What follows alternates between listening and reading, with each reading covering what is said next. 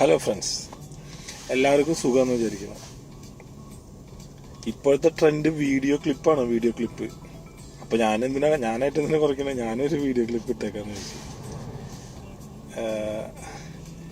നമ്മള് ഇന്നൊരു video clip കണ്ടു. അതുകൊണ്ടപ്പൊ ലക്ഷക്കണക്കിന് ആളുകൾ കണ്ടൊരു വീഡിയോ ക്ലിപ്പാ അത്. അപ്പൊ ഞാനും ഓർത്തു ഞാനൊരു വീഡിയോ ക്ലിപ്പ് ഇടാം. ഒരു 10 ആള് കണ്ടാൽ മതി, നമ്മൾ ഹാപ്പി. ഇത് രാജീവ് എന്ന് പറഞ്ഞ ഒരാളുടെ വീഡിയോ ക്ലിപ്പ് ഞാനിന്ന് കണ്ടത്. ആ ഒരു പോസ്റ്റ് 3 മണിക്കൂർ ഞാൻ ആ പോസ്റ്റിൽ സ്പെൻഡ് ചെയ്തു.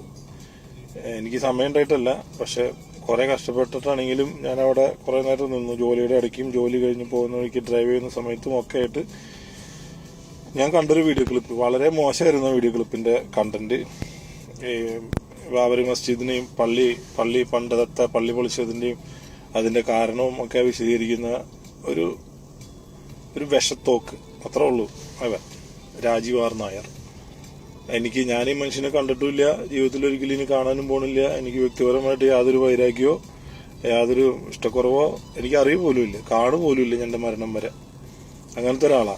പക്ഷെ ആ പോസ്റ്റിനെ പറ്റി ഞാൻ പറയുന്നത്, ആ പോസ്റ്റ് അവൻ ഇട്ടതിനും ആ വീഡിയോ അങ്ങനെ റെക്കോർഡ് ചെയ്ത് ഇട്ടതിനും അത് വെറുതെ ഒരു ആവേശത്തിന്റെ പുറത്ത് ചെയ്തതല്ല.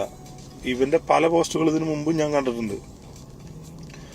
അപ്പൊ അവനത് ഇട്ടതിനൊരു കാരണമുണ്ട്, ഒരു ലക്ഷ്യമുണ്ട്. അത് നമുക്ക് മനസ്സിലാക്കണം. എനിക്കത് മനസ്സിലായി. പക്ഷെ അത് മനസ്സിലാവാത്ത പല ആളുകളും ഉണ്ട്. ഒരുപാട് ആളുകൾ അത് മനസ്സിലാക്കാത്ത ഒരുപാട് ആളുകൾ ആ പോസ്റ്റിൽ ഞാൻ കണ്ടു. ഈ പറഞ്ഞ 3 മണിക്കൂറുണ്ട്. അതായത് ബാബരി മസ്ജിദ് പൊളിച്ചത് സംഘപരിവാർ. അവനെ പലവട്ടം പറയുന്ന ഒരു വാക്ക് സംഘപരിവാറും ഹിന്ദുക്കളും എന്നാ. ഈ ഇന്ത്യയിലെ ഹിന്ദുക്കളുടെ മുഴുവൻ വക്താക്കളാണോ സംഘപരിവാർ? ഒരിക്കലും അല്ല. ഞാൻ അവിടെ ഒരു കമന്റ് ഇട്ടു, ന്യായമായിട്ട് മര്യാദയായിട്ടൊരു കമന്റ് ഇട്ടു. ഞാൻ അവനോട് പറഞ്ഞിട്ടുണ്ട്, അതായത് നമ്മള് സംഘപരിവാറും ഹിന്ദുക്കളും എന്ന് പറയരുത്, അത് രണ്ടും വേറെയാ. ഇന്ത്യയിലുള്ള ഹിന്ദുക്കൾ മുഴുവൻ സംഘപരിവാറുകാരാണോ? ഒരിക്കലും അല്ല. ഇന്ത്യയിലുള്ള ഭൂരിഭാഗം വരുന്ന ഹിന്ദുക്കള് മുഴുവൻ വർഗീയവാദികളായിരുന്നെങ്കിൽ മുസ്ലിമുകൾക്കോ ക്രിസ്ത്യാനികൾക്കോ വേറൊരു മതത്തിൽപ്പെട്ടവർക്കോ ഇന്ത്യയിൽ ജീവിക്കാൻ പറ്റുമായിരുന്നു? ഒരിക്കലും ഇല്ല. അതുപോലെ 700-1000 കൊല്ലത്തോളം ഇന്ത്യ ഒരു ജനാധിപത്യം അല്ലാതെ രാജാക്കന്മാര് ഭരിച്ചിരുന്നത്, മുസ്ലിം രാജാക്കന്മാരെ ഭരിച്ചിരുന്നത്, സുൽത്താന്മാര്. അവര് വർഗീയവാദികളായിരുന്നെങ്കിൽ ഇന്നിവിടെ ബാക്കി ആരെങ്കിലും ഉണ്ടാവുമായിരുന്നു? ഒരിക്കലും ഇല്ല. അപ്പോ ഹിന്ദു എന്ന് പറഞ്ഞാല് ഈ ലോകത്തിലെ തന്നെ ഏറ്റവും മഹത്തായ ഒരു പാരമ്പര്യമുള്ളവരാണ് ഹിന്ദു. അത് നമ്മളുടെ നാടിന്റെ അഭിമാനമാണ് ഇപ്പോഴും.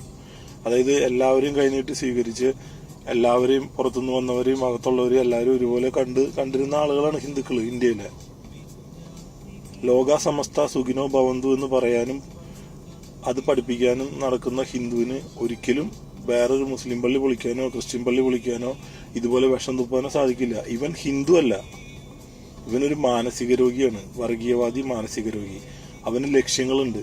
അതായത് ഈ പോസ്റ്റ് ഇടുമ്പോ മുസ്ലിമുകള് അല്ലെങ്കിൽ മറ്റുള്ള ആളുകൾ വരണം, അവിടെ അവനെ തെറി പറയണം, അവന്റെ വീട്ടുകാരെ തെറി പറയണം. അപ്പൊ അവനെ സപ്പോർട്ട് ചെയ്യാനായിട്ട് വേറൊരു ഗ്രൂപ്പ് ഉണ്ടാവണം.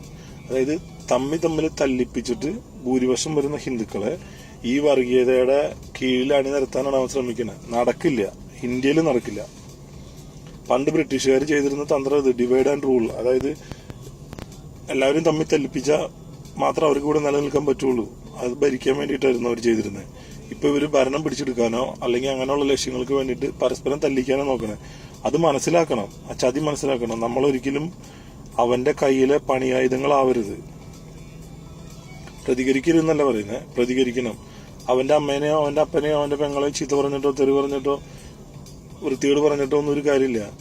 എന്റെ മകൻ തീവ്രവാദിയാണെങ്കിൽ എന്റെ മകന്റെ ശവം പോലും എനിക്ക് കാണണ്ട എന്ന് പറഞ്ഞ ഉമ്മ ഉള്ള നാടാണ് നമ്മുടെ. അപ്പൊ അവനെ പ്രസവിച്ച അമ്മ ഇപ്പൊ കരയണോ അല്ലെന്ന് ആർക്കറിയാം? സോ അത് വിട്. ഇങ്ങനെയുള്ള പോസ്റ്റുകൾ കണ്ടാല് അല്ലെങ്കിൽ വീഡിയോ ക്ലിപ്പ് കണ്ടാല് അതിനെതിരെ പ്രതികരിക്കാനോ തല്ലുകൂടാനോ, നിങ്ങൾ ഞങ്ങളുടെ പള്ളി പൊളിച്ച ഞങ്ങൾ ഹിന്ദുക്കളുടെ 10 അമ്പലം പൊളിക്കുന്നു പറയുമ്പോ അപ്പുറത്ത് വേദനിക്കുന്ന കുറെ ആളുകളുണ്ടാവും. അപ്പൊ ഒരിക്കലും അങ്ങനത്തെ വാക്കുകൾ പറയരുത്. ഞാനവിടെ കണ്ടു പലരെയും. ഇപ്പം വർഷങ്ങളായിട്ട് നമുക്കുള്ളൊരു മുറിവ്, അത് നമ്മുടെ ഹൃദയത്തിലാണ്. ആ മുറിവ് നമ്മൾ മറക്കാൻ ആഗ്രഹിക്കുന്ന ഒരു മുറിവാ, നമ്മളെ ഇപ്പോഴും വേദനിപ്പിക്കുന്ന മുറിവ്. ഒരുത്തൻ വന്നിട്ട് വർഷങ്ങൾക്ക് ശേഷം ആ മുറിവില് വിരലിട്ട് കുത്തുമ്പോ അവന് ലക്ഷ്യങ്ങളുണ്ട്, അത് മനസ്സിലാക്കണം. ആ ലക്ഷ്യം ഞാൻ ഈ പറഞ്ഞതാണ് ലക്ഷ്യം. ഹിന്ദുക്കളെയും മുസ്ലിമുകളെയും തമ്മിൽ തല്ലിപ്പിച്ച് മുസ്ലിമുകൾക്കെതിരെ ഹിന്ദുക്കളെ മുഴുവൻ അണിനിർത്ത, അതിന്റെ നേട്ടം കൊയ്തെടുക്കുക, വോട്ട് ബാങ്ക്, അതാണ് ആ ലക്ഷ്യം. അപ്പൊ അതിനവന്റെ പണിയായുധങ്ങളാവാൻ നമ്മൾ നിൽക്കരുത്. ഇങ്ങനെയുള്ള പോസ്റ്റുകൾ കണ്ടാല് പറ്റുന്നതാണ് ഈ അവഗണിക്കുക. ഇനി പ്രതികരിച്ചേ പറ്റുള്ളെങ്കിൽ വീട്ടുകാരെ ആരും തെറി പറയാതെ ന്യായമായിട്ടുള്ളൊരു കമന്റ് ഇട്ടിട്ട് ആ പോസ്റ്റും ആ ID റിപ്പോർട്ട് ചെയ്യുക. പറ്റുന്ന ആളുകളെ കൊണ്ട് മുഴുവൻ റിപ്പോർട്ട് ചെയ്യിക്കുക. ഞാനൊരു 3 മണിക്കൂർ കൊണ്ട് ഏറ്റവും കുറഞ്ഞത് ഒരു 50 ആളുകളെ കൊണ്ടെങ്കിൽ ആ പോസ്റ്റിൽ അവനെതിരെ കമന്റ് ഇട്ട ഒരു 50 ആളുകളെ കൊണ്ടെങ്കിലും ഞാൻ ആ പോസ്റ്റും ആ പ്രൊഫൈലും ഞാൻ റിപ്പോർട്ട് ചെയ്യിച്ചു. ഇപ്പം അത് പൂട്ടിപ്പോകുമെന്നൊന്നും എനിക്കറിയില്ല. പക്ഷെ ഇപ്പോൾ ആ അക്കൗണ്ട് ഇല്ല. ഡീആക്ടിവേറ്റ് ആണോ ഇനി അക്കൗണ്ട് പോയതാണോ ഒന്നും എനിക്കറിയില്ല. 1 മിനിറ്റെങ്കിൽ അല്ലെങ്കിൽ 1 മണിക്കൂറെങ്കിൽ 1 മണിക്കൂർ ആ പോസ്റ്റ് അവനെ ഡീആക്ടിവേറ്റ് ചെയ്യേണ്ടി വന്നു. അല്ലെങ്കിൽ ആ അക്കൗണ്ട് പൂട്ടിപ്പോയി 1 മണിക്കൂർ നേരത്തേക്ക്. എങ്കിൽ പോലും അത് നമ്മുടെ എല്ലാവരുടെയും വിജയമാണ്. അപ്പോൾ അതൊരിക്കലും അവന്റെ പോസ്റ്റിൽ കുറെ തെറി പറഞ്ഞതുകൊണ്ട് അത് സംഭവിക്കില്ല. റിപ്പോർട്ട് ചെയ്യണം. അവനെ മാത്രമല്ല, ക്രിസ്ത്യാനി ആയിക്കോട്ടെ, മുസ്ലിം ആയിക്കോട്ടെ, ഹിന്ദു ആയിക്കോട്ടെ, ആരായിക്കോട്ടെ, ഇങ്ങനെ പ്രത്യേക ഗൂഢമായിട്ടുള്ള ലക്ഷ്യങ്ങൾ വെച്ചിട്ട് കളിക്കുന്ന ആളുകളുടെ FB അക്കൗണ്ടുകൾ എല്ലാം റിപ്പോർട്ട് ചെയ്യുക. അതാണ് അങ്ങനെയാണ് പ്രതികരിക്കേണ്ടത്. അല്ലാതെ അവിടെ പോയി തല്ലുകൂടിയിട്ടല്ല. അപ്പൊ അത്രേ ഉള്ളൂ. Okay, thanks.